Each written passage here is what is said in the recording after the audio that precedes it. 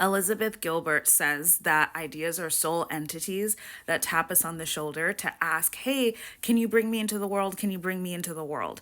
And we just get to say yes or no. So that's why I think ideas are not ours or to be owned outside of like, I'm not saying don't protect your IP, but I'm saying like on a soul spiritual consciousness level, ideas come through us as a channel. I think that once you start executing on ideas, other ideas, because they're all in a community together, start talking about it and word gets out that you're someone who brings ideas to life, which is why when you execute on an idea, you get like 50 more because they start lining up knowing that there's a better chance that you're going to come into the world.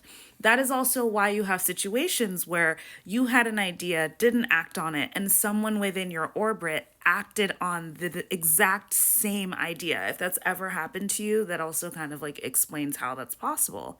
So what's really interesting about that is in my case, I started making short films.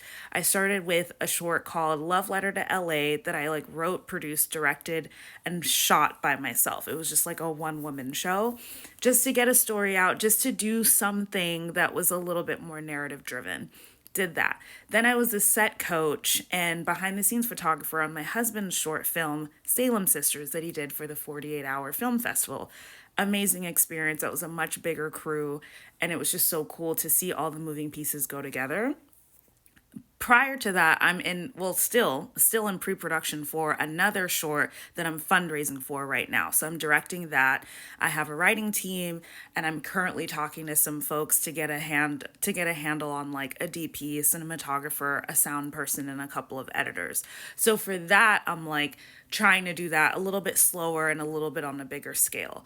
But literally the other day I just got this, which is like the cutest notebook ever, to write down all of my ideas because I was like, I just don't want to lose any of my ideas, even if I have to come back to it, because you just never know. And I just feel so inspired right now. And I know it's because I started acting on them. So it doesn't matter how small the project is. And the thing about short films is that they don't have to have narrative. Like I used to get stuck on, oh, I'm not a writer. First of all, that's laughable because I write every day now. But my first short film, like, it, like didn't have like a script. You know what I mean? Like whatever it is you feel like you don't have, there is a workaround around that. And the beautiful thing about the creative process is that you can literally just work with the confines of what you have and come out with something so much more interesting because of those boundaries. So if you have the idea, execute it with whatever tools you have and you will surprise yourself.